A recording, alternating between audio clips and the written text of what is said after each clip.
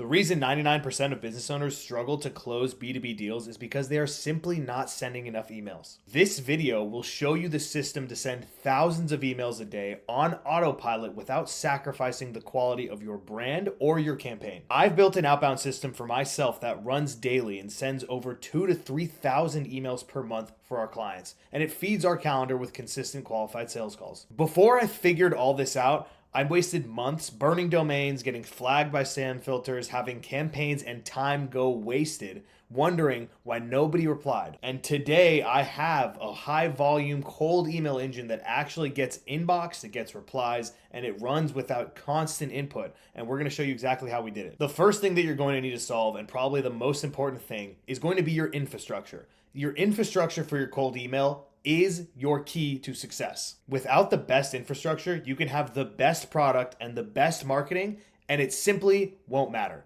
You will not be landing in inboxes. It will be going to spam. Nobody will see your message ever. So if you want to be sending thousands of emails a day, there's a couple rules that I'd recommend you stick to. So first things first, you're going to need domains, mailboxes, an email sequencer, and a warm-up tool. Email sequencers are simply tools where you will upload all of your inboxes and you can manage hundreds or thousands of mailboxes in one unified place. I recommend just going with something easy, Smart Leader Instantly, that's it. And thankfully, most sequencers already have warm-up tools, so you'll be able to leverage those for free. Now, how many domains and how many mailboxes do you actually need? There's a rule of thumb that I'm going to share with you.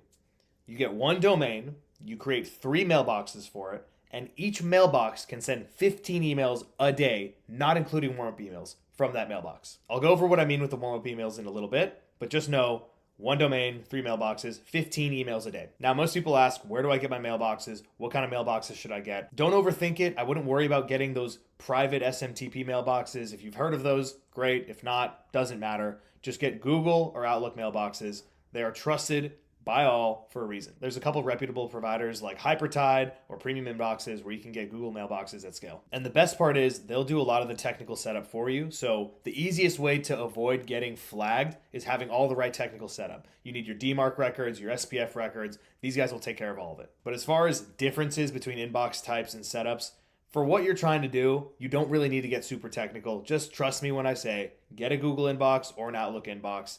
Don't worry about the rest. Now, assuming your mailboxes are set up properly with the right technical setup, then the thing you need to optimize for now is something called deliverability. Deliverability is simply the rate at which your message lands in the inbox. High deliverability, high inbox placement. Low deliverability, you're probably landing in spam. The number one thing that you want to be careful of when it comes to deliverability is something called email warm-up. If you might have heard the concept of having to warm up a mailbox, the reason for that is because email service providers basically want to ensure that all of the interactions happening over email from their mailboxes are real human-to-human interactions.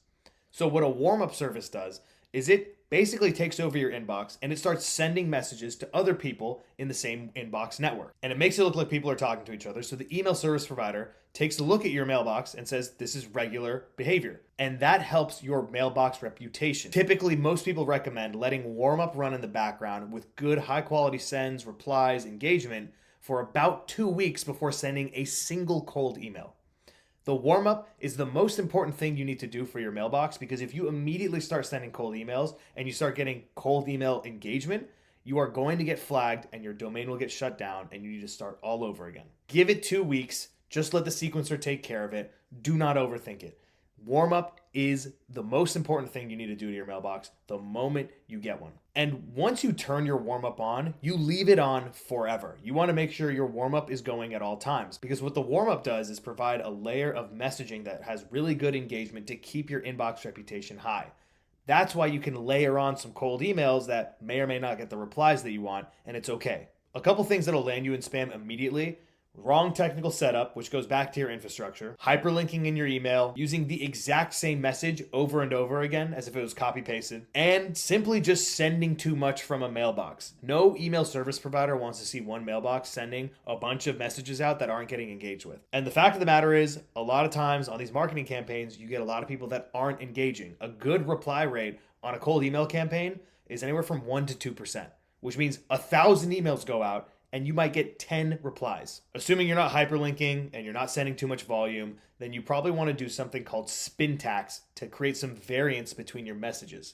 If you're sending 10,000 messages, you don't want to send 10,000 of the exact same message, because that'll trigger spam filters too. So a lot of sequencers have introduced something called Spintax. Spintax allows you to take one word in a sentence and offer 3 different variants for it to use in a sentence. So for instance, you might say something like, when is a good time to chat?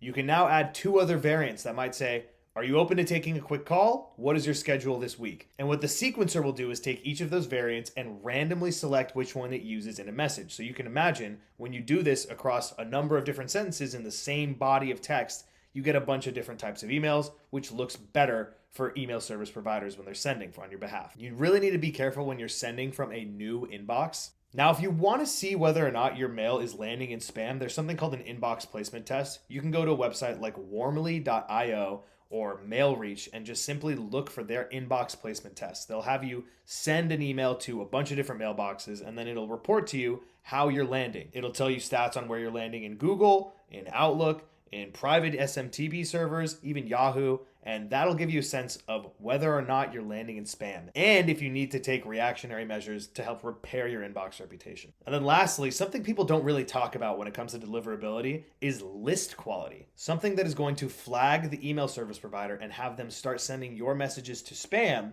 is if you are sending to a poor list. And a poor list is simply just a list of emails that don't exist, that bounce.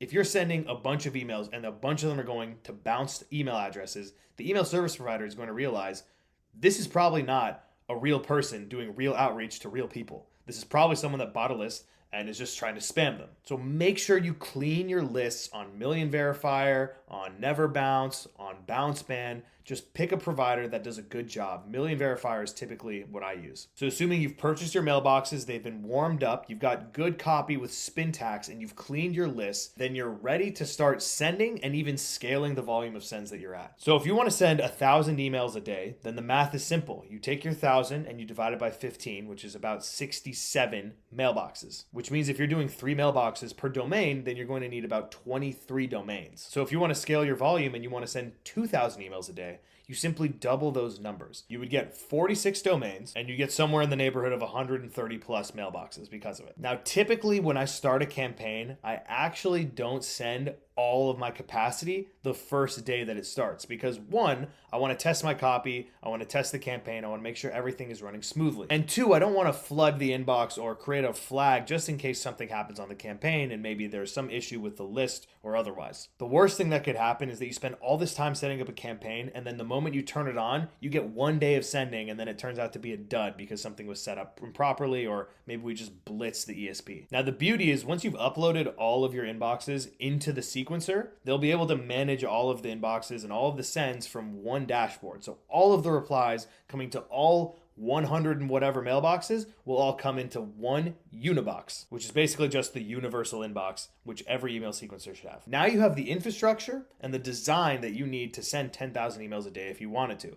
The thing is, how do you get responses from people when they're already flooded with cold emails? How do you stand out? Now, when it comes to cold emails, the unfortunate truth is that oftentimes you're only as good as your offer, which means if you don't have a super compelling offer, you're not going to get super compelling results. I've personally seen all sides of the spectrum. I've had campaigns that are total flops, and then I have campaigns that completely crush. I had the same setup, I had the same type of copywriting, and I can send the same volume, and the only difference between the campaigns was the offer. So how do you get someone to reply instead of just ignoring it? Number 1, you need to make sure that your offer is compelling enough to the target audience that you're going after, which means that 1, you need to make sure that you know who you're supposed to be going after and that the thing that you have actually is useful for them, which is ultimately a list building exercise. And then 2, you need to make sure that you position it properly. You have to talk about your offer in terms that they are thinking of. For example, if you want to do cold email for a SaaS startup, then a bad way to approach them would probably say, hey, my name's Arcia, and I want to do a cold outreach campaign for your SaaS startup. You aren't really putting yourself in their position and trying to solve a problem that they have. A better way to say it might be, hey, my name's Arcia. I can send a couple thousand emails on your behalf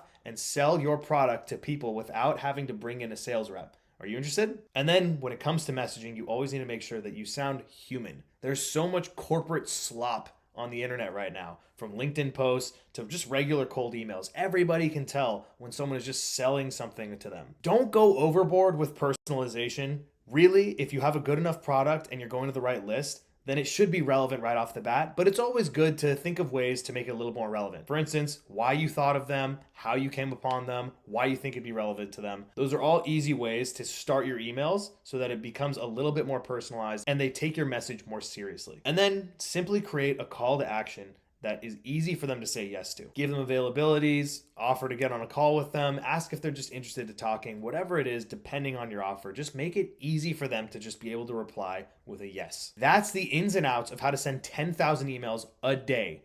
If you wanted to, you could go through and message your entire total addressable market, your TAM, just by using this strategy, everything that you've learned in this call. If you're interested in just having me do this for you, then simply go to my description, book a call with me, and we'd be happy to scope it out and see how we can help you.